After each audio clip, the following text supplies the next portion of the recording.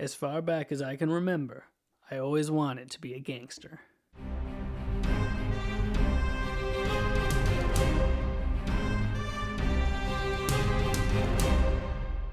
Hello, everyone, and welcome to episode number 55 of Movies Are Awesome, the show all about circus clowns. My name is Nathan Pottle, and thank you for joining me today. I took a break last week. I hope everyone had a wonderful and safe Easter weekend. My Easter was pretty good, actually. I made a very delicious meal for my wife and my sister who lives with us here. We had ham and mashed potatoes, and we're Ukrainian, so we had some good Ukrainian food that I made us as well. It was very, very delicious. I enjoyed it a lot. And then we sat down and we watched a movie because we're staying inside. So what else can we do, right?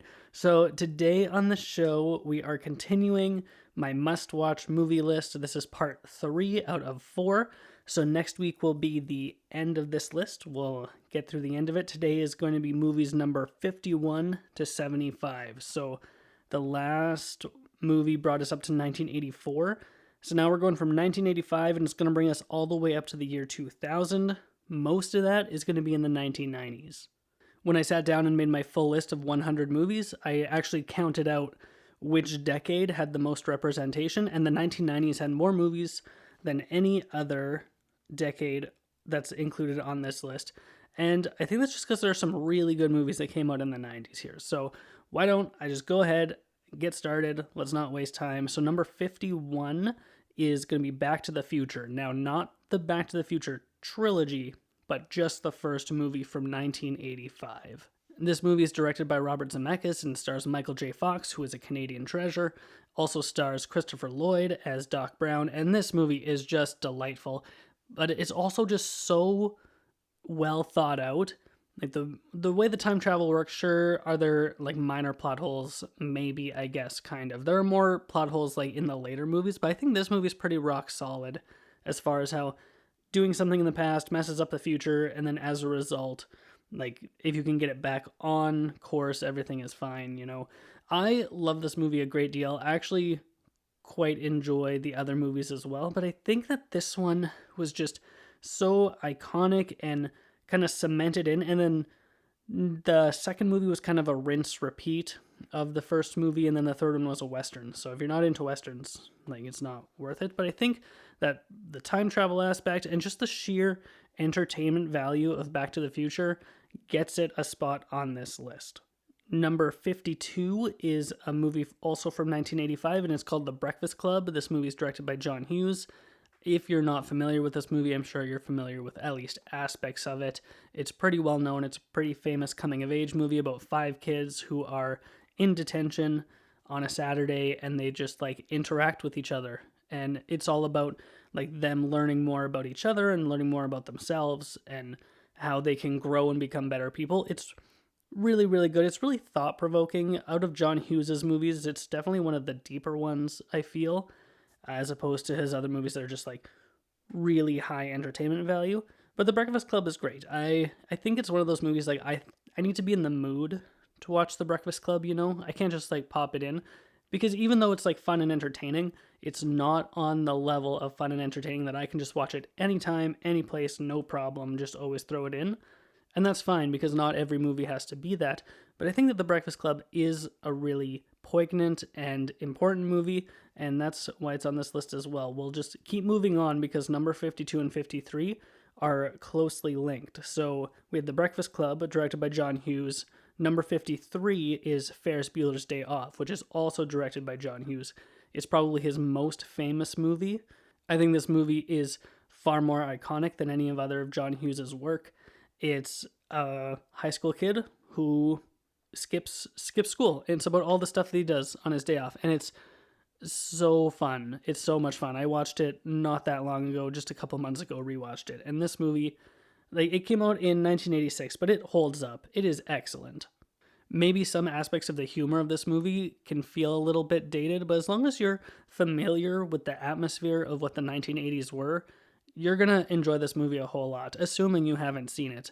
I think most people have seen Ferris Bueller's Day Off because it's really an exciting and fun movie to watch. So Ferris Bueller's Day Off is really good. I especially like the aspect that it's not just him doing whatever he wants. Like, there are obstacles in his way that Ferris has to overcome, with the principal of the school trying to track him down and find out what's going on. He sometimes bumps into his dad in downtown Chicago.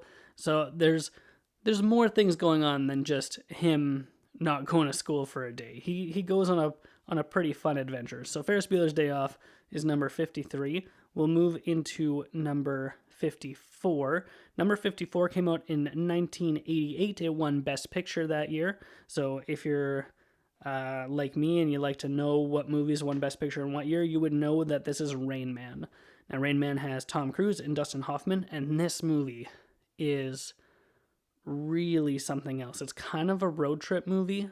It's about Tom Cruise, and his father just passed away, and he had a large fortune, and his fortune was passed on to Tom Cruise's older brother. Now, Tom Cruise did not know he had an older brother, and his older brother has autism. And so the secret older brother that he has, all of a sudden, he kind of kidnaps his brother in an attempt to get money out of his legal guardian or something. And as they spend time together, he learns about like the special needs of his brother, but also like who his brother is, and like he starts to have memories of them together as a kid that he didn't realize that he had. And it's really just a powerful, impactful film. Like, just thinking about some of the scenes in my mind right now, there's some stuff in there that's not okay for kids, so just be aware of that Rain Man is not 100% family friendly. But oh my goodness, this movie is incredible, and Dustin Hoffman's performance as Rain Man is really, really good. Is it Dustin Hoffman who's Rain Man, or is it Tom Cruise who's Rain Man? It has been a couple years since I watched it last, but oh my goodness, this movie is phenomenal. There's a reason that it won Best Picture that year, and it deserves to be on this list as well, because I think that this movie is just 100% worth watching. I will move on, though, to number 55, and number 55 is another one by Robert Zemeckis. We had Back to the Future by Robert Zemeckis, and now we have Who Framed Roger Rabbit, which came out in 1988, and that stars, Bob Hoskins. Christopher Lloyd is also in it. And it's about cartoon rabbit named Roger Rabbit, and he's framed for murder, and they're trying to figure out who framed Roger Rabbit is the best way. If you haven't seen this movie, you're probably familiar with the character Jessica Rabbit. She's pretty recognizable, pretty well known, I imagine. I really like this movie. I like the blend. You've got like some Warner Brothers animated characters in here making appearances. You also have Disney characters making appearances. Like Bugs Bunny and Mickey Mouse are hanging out, and it's pretty fun. And even though this is a movie about an animated character who killed a real life person, I think just the technical achievement of this movie is above and beyond other things of its time. Like, sure, you had movies like Mary Poppins that came out that had interactions, but that was just like one segment of the movie. This is the entire film where characters who are real live actors are interacting with animated characters that aren't on set and are being added after the fact. So I think just from a technical aspect alone that this movie is really deserving to be on this list here. I think also just the story is engaging because it's a mystery that you're trying to figure out what's going on, and the way that the animated and the real world interacts, it's fascinating. So I think that Who Framed Roger Rabbit is a movie that is absolutely worth watching. Of all the movies on this list, I think that number 56 is the one that's been longest since I've seen, and that is Goodfellas from 1990. We're now in the 1990s, so like the next several movies are going to be 90s, but Goodfellas is one that has kind of stuck with me. Even though it's been a while since I've seen it, it stuck with me for a long time, of just these gangster characters and their interactions and how they live their lives. And it's interesting because Martin Scorsese for me is kind of a hit or miss director. I'll either really like his movies or really dislike them. It works that way. So for me, Goodfellas is one that I really, really like. And just as an example, I don't like Taxi Driver, and I also don't like The Wolf of Wall Street, which I know is a very unpopular opinion. A lot of people love The Wolf of Wall Street, but I think it's awful. I don't enjoy that movie for 1 second. And so that's why Martin Scorsese doesn't appear on this list of 100 maybe as often as some people would like him to, but Goodfellas does make the list, and I think this movie is really spectacular. There are some There's some really good work with the cinematography going on in this movie as well, if I remember correctly, and just it's so good. You should check it out, and I should rewatch it for one because it's been a really long time since I have seen it. So Goodfellas from 1990. Next is a movie that is important in a couple of different ways. One, in the sense that it's just a really, really great movie. And two, this is the very first animated movie to ever be nominated for Best Picture at the Academy Awards. Now, I'm not talking about the Best Animated Feature category. I'm talking about the main prize, Best Picture. Like, this is one of the best movies of the entire year, and it's animated. That's how good this movie is. And it's from 1991, and it's called Beauty and the Beast. And this movie is stunning visually. It's a beautiful movie to look at. The songs are all wonderful. The characters are fun. Even the bad guys, like Gaston, is a lot of fun. And LeFou is great. I like them all, even though they're bad guys. And I think this movie has a lot more to offer people than just bright colors and fun songs to distract kids for an hour and a half. That's not what this movie is. This movie is deeper than that. This movie is more mature. It understands the source material from which it comes, and it is a beautiful story that unfolds in front of you. And so I think that Beauty and the Beast is really a spectacular movie. It is one of my wife's all-time favorite movies. Belle is her favorite Disney princess, and when we went to Florida last year, she actually stood in line and got a picture with Belle when we were at Epcot in the France pavilion there. So that was fun to do. That was a fun experience. I just love Disneyland and World so much, and all this time spending inside, I've just been thinking so often, like, I need to go to Disney. I want to go to Disney, but it's closed right now, and I can't even get on an airplane even if I wanted to. So that's that, I guess. I'm not going anywhere. But Beauty and the Beast from 1991 is number 57. Number 58 is also from 1991, and it's the movie that beat out Beauty and the Beast for Best Picture. Now, these are two very different movies. Number 58 is The Silence of the Lambs. Now, this movie is very intense and very mature and very dark. So know that going into the movie, that it is a serious cop drama about a rookie FBI agent who's trying to hunt down this serial killer by interviewing another serial killer who is also a cannibal and eats people. And oh my goodness, Anthony Hopkins, just every time he's on screen, my skin crawls because his performance is so good as Hannibal Lecter. He did win the Academy Award for his performance in this movie, and he earned it. Oh my goodness, it's just, he's chilling. Everything about this movie just is designed to make you feel uncomfortable. This is an uncomfortable movie, but it's so well crafted, and even though it's uncomfortable, you're intrigued. Like, what is going to happen? How are all of these things going to unfold, and what is going on in this story? It's an insane movie, and you should watch it if you are mature enough to handle what's going on in this movie. So Silence of the Lambs from 1991, but be warned, it is very dark. We'll move on to number 59, though, and number 59 is from 1993. 1993 actually has 3 movies representing it, so this is the first of 3, and that is Jurassic Park. Now, Jurassic Park is on my list of favorite movies of all time. I actually just finished rereading the book. I finished reading it this morning, but the movie also is fantastic.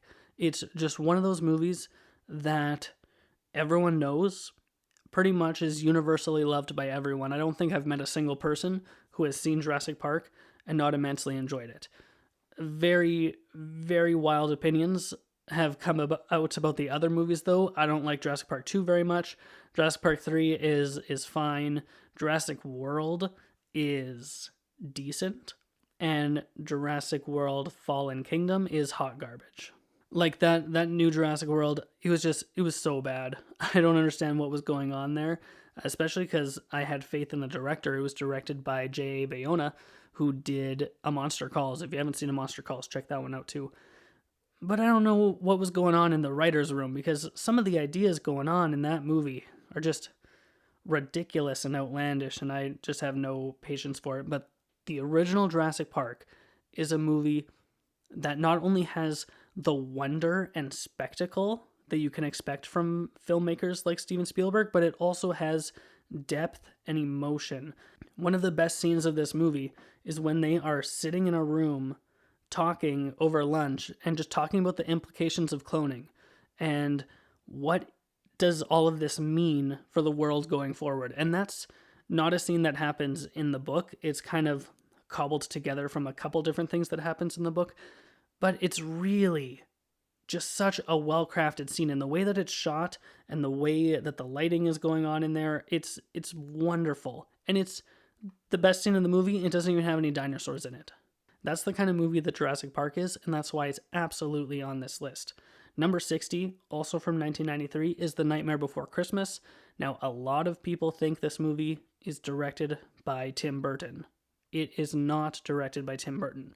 It is based off of an idea that he had and a short poem that he wrote, and he was a producer on it, and that's it. He did not direct this movie. The director, his name is David Selkirk. I think that's his name. I often forget or get it wrong. So if I'm wrong, I'm sorry about that, director of Nightmare Before Christmas. But I know that you're not Tim Burton. This movie's a lot of fun. It's a movie you can watch at Halloween. It's a movie you can watch at Christmas. It's a movie you can watch in between Christmas and Halloween. You just sit down and you watch it. The songs are a lot of fun, which are all sung and written by Danny Elfman, if I'm not mistaken.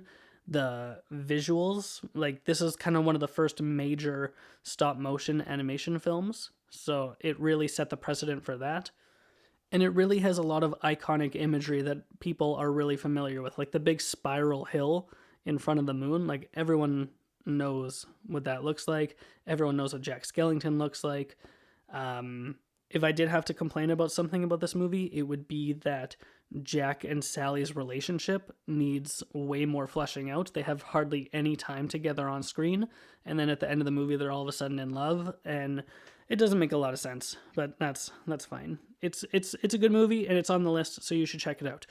Number 61, though, is the movie that won Best Picture that year. It is incredible. This movie it's a World War II movie, and it's called Schindler's List. Now it's about a man named Oskar Schindler, and it's the story about how he saved a bunch of Jewish people during World War II. This movie is in black and white, and it's also directed by Steven Spielberg, who is, bar none, my favorite director of all time. Now listen to this.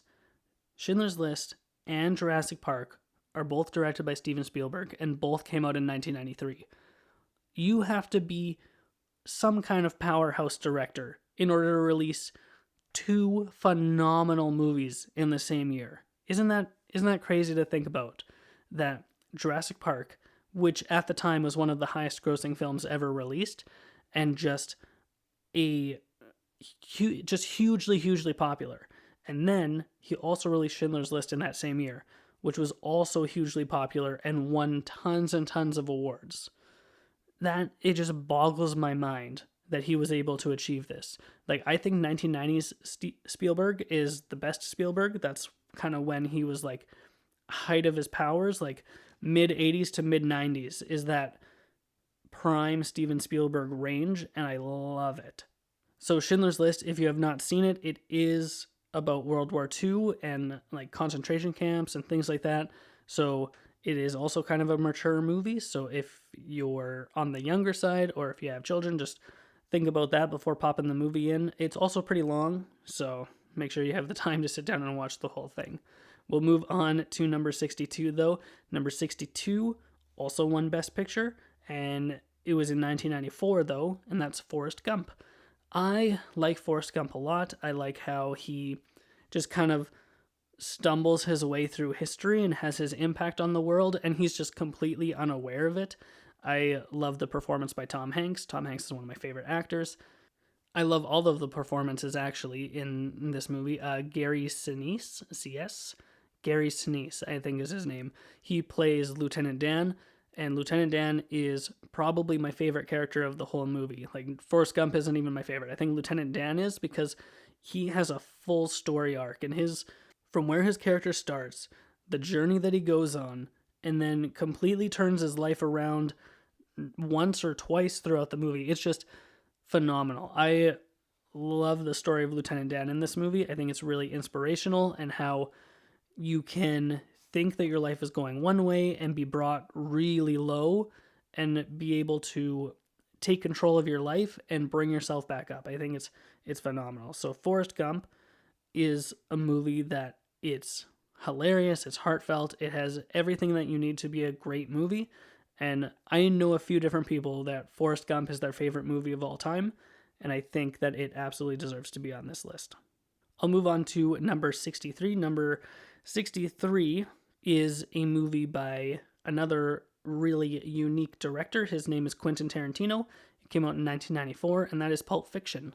If you have not seen Pulp Fiction, you are probably familiar with some of the things that happens in this movie, like the say what again scene. Some of the dialogue between the characters is really iconic. Some of the things that happen in this movie are really iconic. This movie also needs a warning that it's pretty violent, it's very mature, that it's very gritty and real life. There's actually one scene of this movie that I actually can't handle watching, and every time I watch Pulp Fiction, I will skip this part, this one specific scene, because I can't handle watching it, because it's too much. I just, like, thinking about it right now, I'm real uncomfortable.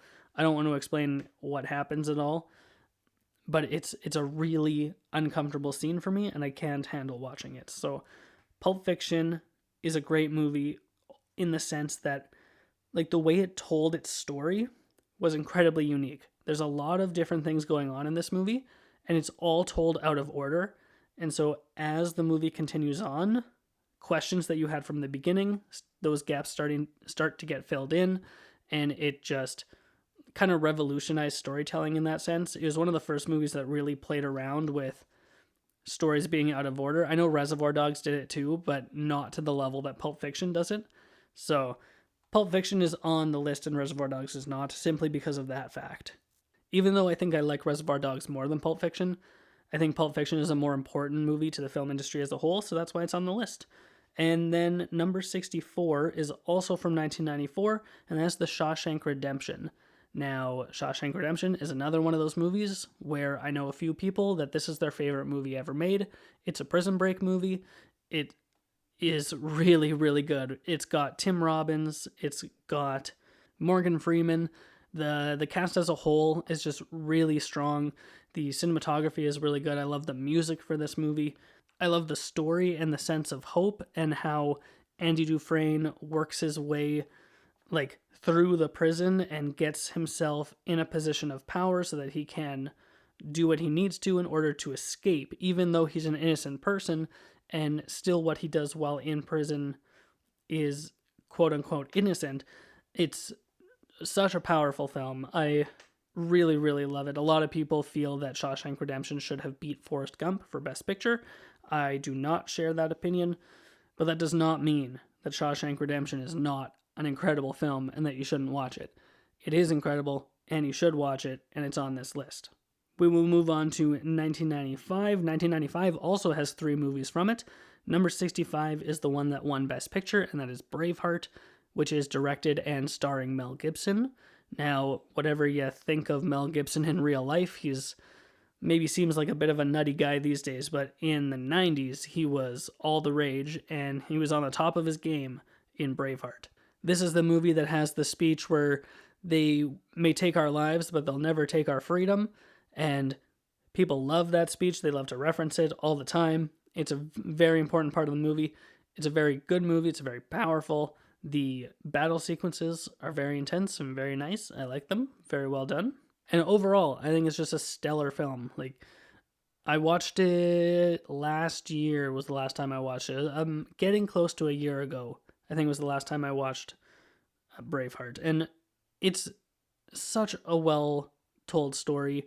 And it's a true story, by the way, about the liberation of the Scottish people from the British Empire and how William Wallace led a revolt against the British so that they could live free lives. And it's really good. You should watch it. I think that there are some historical inaccuracies within this movie, but that's not something that bothers me. So I'll move on to number 66. This one came out in 1995. This is the very first ever Pixar movie. It is Toy Story. Now, this movie is important because it is the first fully digital rendered feature film. everything is digital and still considered an animated film. It is directed by John Lasseter, and actually, a lot of people don't know this, but Joss Whedon, who wrote and directed The Avengers, is one of the writers on this movie. So that's kind of fun to see his name in the credits at the beginning of Toy Story when I rewatch it. Some of the animation looks a little bit rough, but in 1995, it looked amazing and it blew people's minds. So this movie is important. Also, the story is so unique and it is so it's all about identity and who you are and what is your place in the world. And it's from the perspective of toys, that a toy thinks that he's a real person. And he comes to the shocking reality that what he thinks is real is not, and has to come to grips with that, while at the same time, another toy has to come to grips with the fact that he's not the favorite anymore, that the kid has moved on to loving to play with another toy, and he can't handle that, and he's filled with jealousy. Like, these themes are so rich and so relatable to our everyday lives that I don't even understand how people can discredit a movie like this and say, like, oh no, that's just for kids, I'm not going to watch that. No, this movie's for everyone, and everyone should watch Toy Story, and that's why it's number 66 on this list. Move on to number 67. It's a good, like, mystery gangster type of movie with a really good cast. Oh, this cast is insane. From 1995, it is The Usual Suspects. This movie is directed by Bryan Singer, and Kevin Spacey is in it, and Benicio del Toro, and one of the Baldwins, and some other people who I can't remember right now. But the performances are all really, really good. So basically, they're this gang of people who get together to pull this heist, and it goes horribly wrong, and a bunch of people die, and Kevin Spacey's character gets apprehended by the police, and it's basically him in an interrogation room telling the story of what happened and how they all got to be on that boat when things went wrong. And there's so much mystery around this movie of, like, what happened, what's going on, who's who, what's what. I like this movie a lot. I find it really engaging, even when I already know all the events and everything that this movie has to offer. Rewatching it, you get to see things that you missed picking up on during the movie, things that you missed. And then when you rewatch it, this, like, oh, how did I miss that? I should have been able to figure it out because of this, and this. But no, that's not how it works. This movie is very well crafted, and I think that it's worth watching, and that's why it's on my list. Number 68 is a very serious drama. It's from 1997. It's a movie called Good Will Hunting. Stars Matt Damon and Robin Williams. I think Ben Affleck is in it a little bit as well. Now, I'm pretty sure Ben Affleck and Matt Damon wrote this movie, and this is kind of what made them really famous. And I think they won the Academy Award for Best Original Screenplay. This movie is deep and powerful, and it's about this genius kid who has a lot of baggage in his life, and Robin Williams plays his therapist and is trying to help him get through all of these problems that he has, but he doesn't really want to let go of the past and move forward with a new life. And it's really impactful. Like, this is a gut punch of a movie. It's very emotional. So know that going into the movie, there are a few good laughs, but for the most part, this movie is serious. And it knows that it's serious, and it doesn't hold back.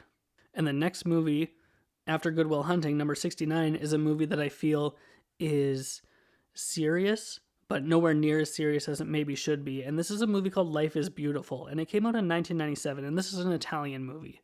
So the whole thing is in Italian / like, you have to read subtitles to watch it, and that's fine. But it's the story about this man who always, like, sees the bright side of things, and he's always happy, and he's always figuring things out to, like, have fun with a situation, right? So he is living in Italy, and World War II hits, and him and his son are taken into a concentration camp, and it's about how he is making this horrible, horrible experience palatable for his son, and, like, turning things into a game and making sure that his son is not instilled with fear, but still, like, enjoying life. And oh my goodness, the way that this movie plays out and everything that happens, this movie is, I don't know how to describe it other than just phenomenal.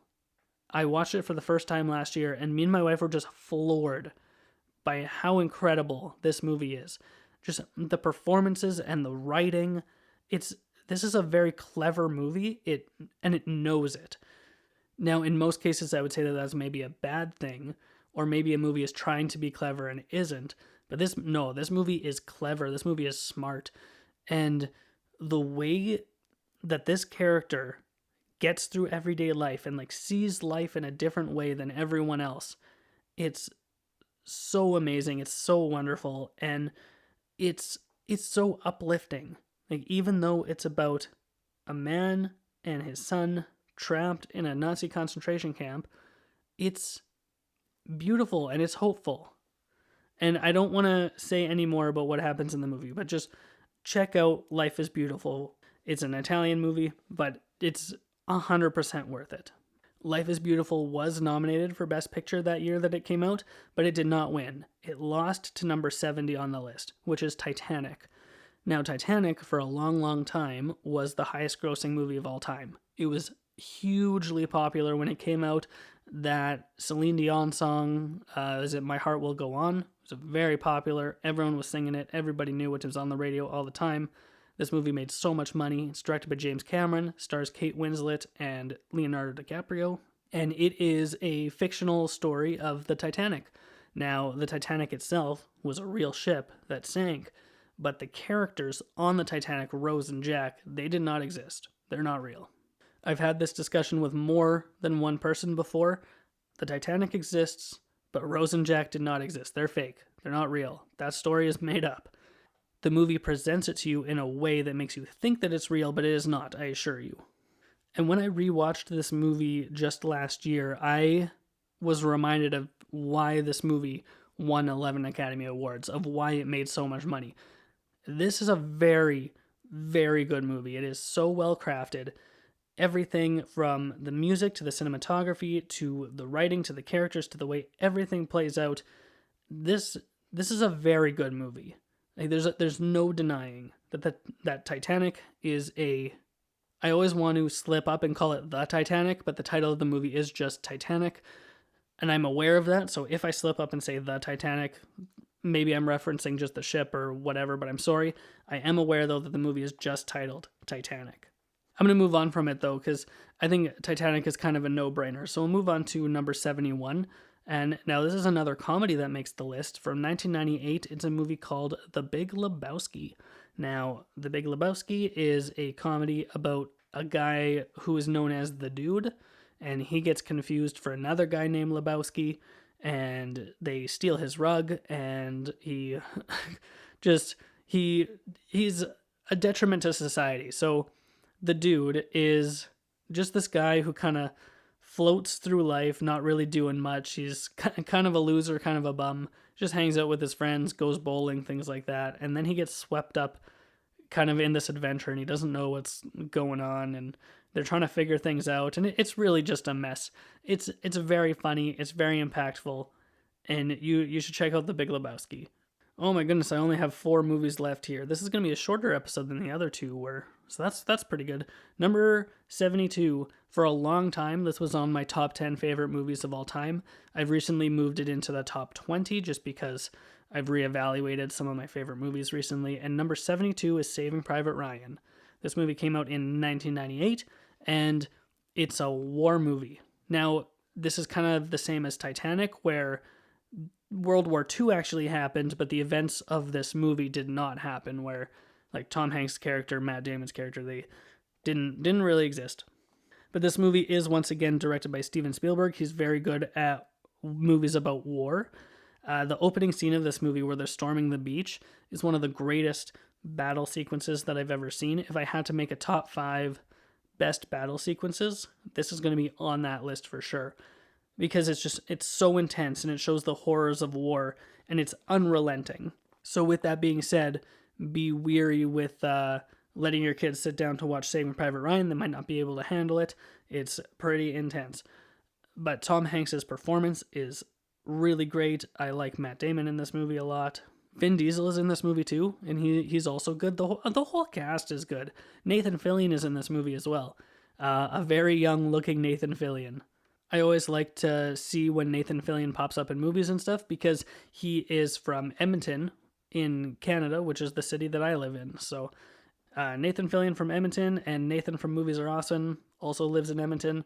So I always like to see when he pops up in movies. So Saving Private Ryan from 1998 is number 72 on the list. Move on to 73. This movie is directed by David Fincher. It was released in 1999, and that's a little movie called Fight Club. It's got Brad Pitt. It's got Edward Norton. Helena Bonham Carter is also in this movie. And this movie just makes you think. Oh my goodness, this movie makes you think. And it's kind of a brain twister and a head scratcher. And also they're making a lot of good points in this movie. Like, why am I living like this? And it's also funny. It's very dark humor though, so like don't expect like very light Dumb and Dumber type jokes. Nah, it's dark humor, but I like it. This is also another movie on the list that maybe aren't for the kids, so it just so you know, if you haven't seen Fight Club, it's not for the kids. But I think this movie is really important in the way that things are revealed and the way that things happen. The story is very introspective and kind of holding a mirror up to society. I think it's a very important movie, and that's why it's on the list here. It's number 73, Fight Club. So like I said, some of these movies on this list, I don't even really like that much, but I feel they're important to the film industry as a whole, so that's why they're included on the list, and this next one fits that description. Number 74 from 1999 is The Matrix. Now, The Matrix is fun, and it's a movie to think about. I don't think it's anything amazing. The concept that your world is not real is very fun and interesting, but I think this movie has aged very poorly. I think that all of the black leather and sunglasses looks absolutely ridiculous. I don't think that it fits at all. So because of that, I think this movie is very much stuck in the era that it came out. And whenever you have a science fiction movie like this where they have advanced technology and we have since moved past certain technologies, like if they're ever like listening to tapes or like anything on tape, or they're like watching their high-tech screens and it's not as good of a quality screen as my laptop is. So like things like that I find really age a movie quickly. And Keanu Reeves and the rest of the cast, I think their performances are very straightforward. I think the movie's good. I don't think the movie is great. I enjoy the story and I like the concepts behind it, but I think overall that I think the story alone is the reason that this movie's on this list. I think that everything else is kind of discredits the movie, but a lot of people really like this movie and they have dove really deep into the lore of the Matrix. I know there are like professors out there who believe that we live in a Matrix-like society where we are all enslaved and like plugged in kind of thing. So it's interesting to see those kind of things pop up and about. So The Matrix from 1999, I think it's important to the film industry, especially with its visual effects, like bullet time and all of the slow motion that it does. And so things like that is what makes this movie important.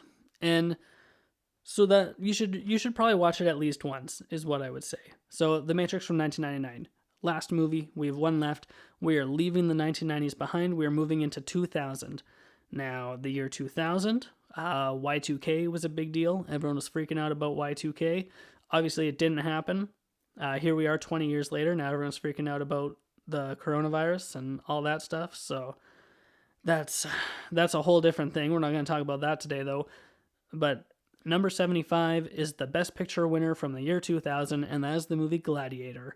This movie is directed by Ridley Scott. He's appeared on the list a few times. I like Ridley Scott as a director. Some of his movies are not as good, but Gladiator is one of his very best. This is the story about a man who was betrayed and sent into slavery, and it's a revenge story about him trying to get revenge. And there's a lot of historical things going on in this movie. There's a lot of really good performances. Joaquin Phoenix, especially, is very strong in this movie. Russell Crowe, also very strong in this movie. And just as a whole, the cast is great. The story is great. Cinematography is great. There's a lot of things happening in this movie that just make it great. There's some really good writing in this movie too. Some of the dialogue just is so strong. I love this movie. So that's why Gladiator is number 75 on the list. And that's going to be it for today. That's movies number 51 to 75. Like I said, I'm not going to run through all of them and list them off. When I'm done all of the list, there's going to be a document available for you guys to go, like a checklist of sorts, where you can like physically check off what movies you've seen or what ones you're wanting to check out.